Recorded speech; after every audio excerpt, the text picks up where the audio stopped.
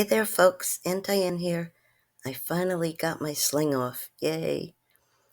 Anyway, there have been a lot of videos. A couple of them are from my favorite creators. One is Mia Returned, one is Backstory Tabby, and one is also What's the Obsession, all talking about how maybe Chris Watts, the Watts house, may be haunted because the people that bought the house after them, they have it up for sale now. They didn't live there very long. The husband, Mr. Miller, was arrested for domestic violence. And now we don't know if he was like that before. But, I don't see any proof that the murders from the Watts family occurred in the house.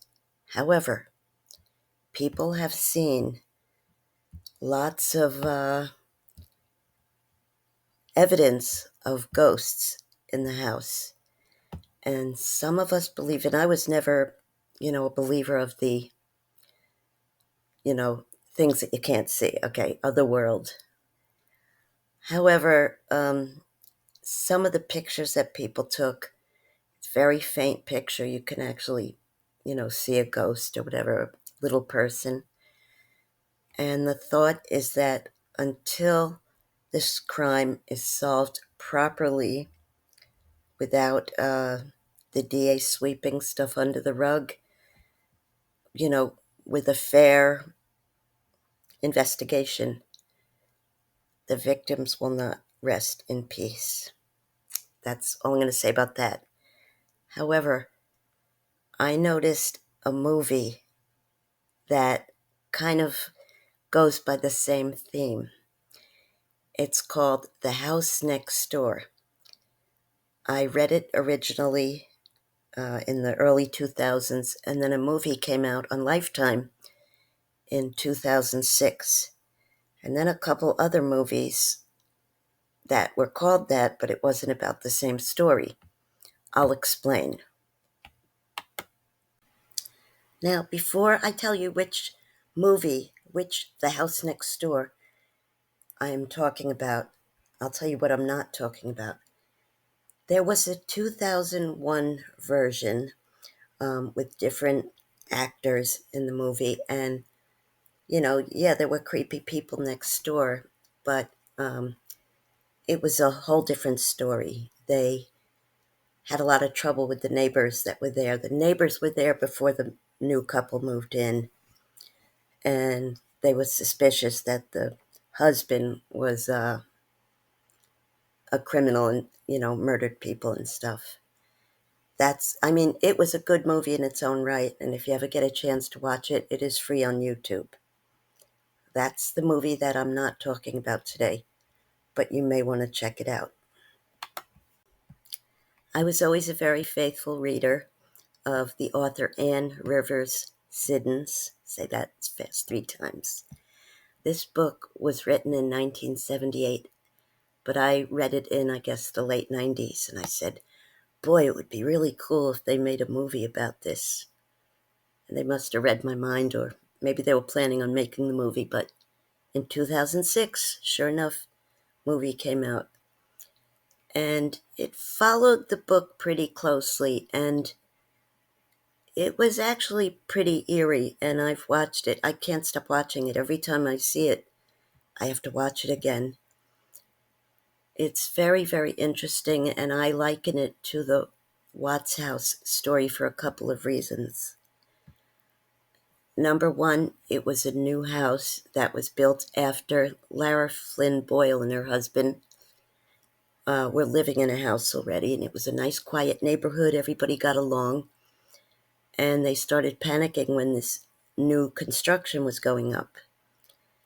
And weird stuff happened. Somebody's puppy mysteriously died. There was a little woody area in between the houses, and it wasn't far, but it was just a little bit eerie.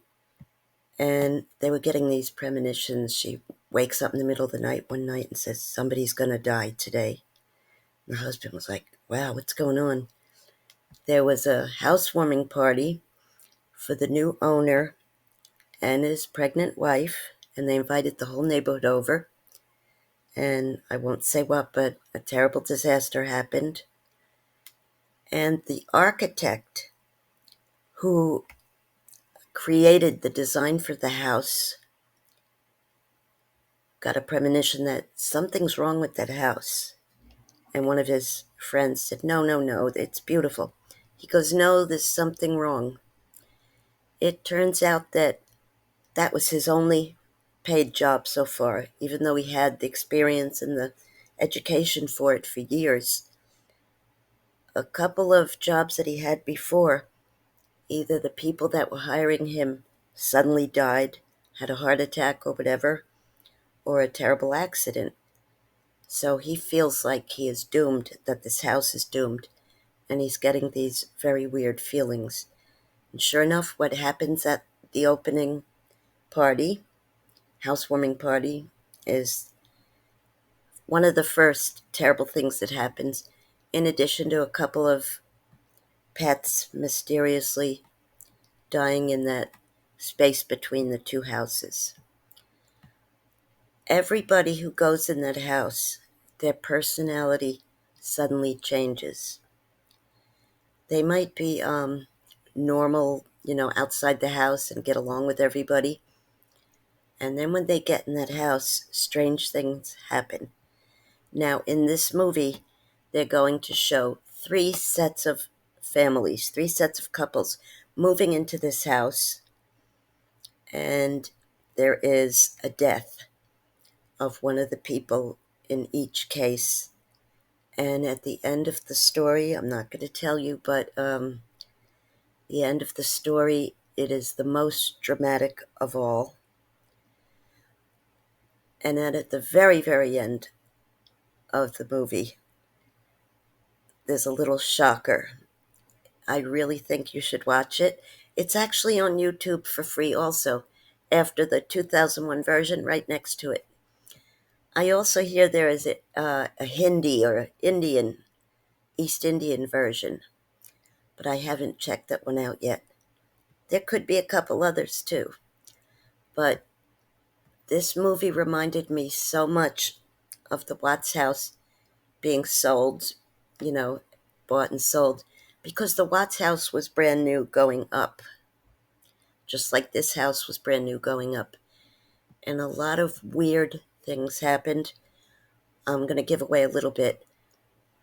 The second family that moved into the house was a middle-aged woman and her husband, and she was having thoughts that her son was still alive. Unfortunately, he had died in Iraq, but she kept getting the sense that he was still there. He was still alive. And there's one creepy scene where she's just staring at the TV. Anyone else that looks at the TV just sees fuzz, but she's looking, and it's like her son getting off a helicopter and returning home or something. It's really, really creepy, and then she ends up dying later, and I'm not going to tell you how. Definitely check out this movie.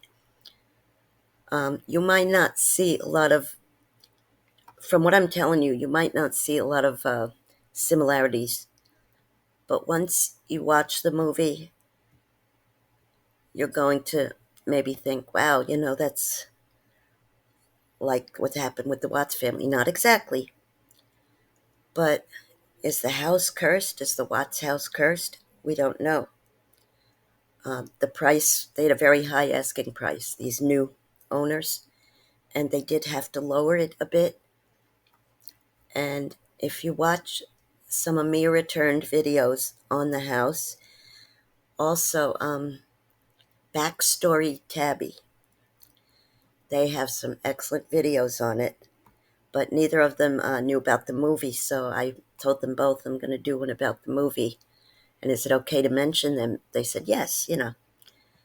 So I definitely think you should check this out and check out those two creators. And if you've never seen What's the Obsession, she tries to keep kind of neutral.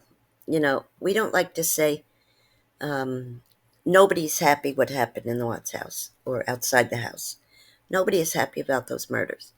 It's just that some of us think that a more thorough investigation should have been done, and that maybe somebody else out there is running around free that was part of the crime. And, number one, that sets a bad precedent. And number two, that person could be a danger to somebody else, right? Number three, it's really not fair to the victims. And sometimes I think about it, and sometimes other people do. Those so called ghosts or spirits are not going to rest until the crime is fully solved. Okay, not saying so and so did it because he wasn't crying when he was being interviewed, or he was looking to the right and left and he wasn't. That's not how you say somebody's guilty, okay? There were very little, if no, if any, forensics done, and that's all I'm going to say about that. We will see what goes on with that. We're also going to see whoever buys the house next, if we can start to see a pattern, okay? I appreciate you watching. Please subscribe if you haven't already, and I always take recommendations from my viewers on what you'd like to see. I just want to tell you all that I love you, and I hope to see you again very soon. And keep safe, my friends. Bye-bye.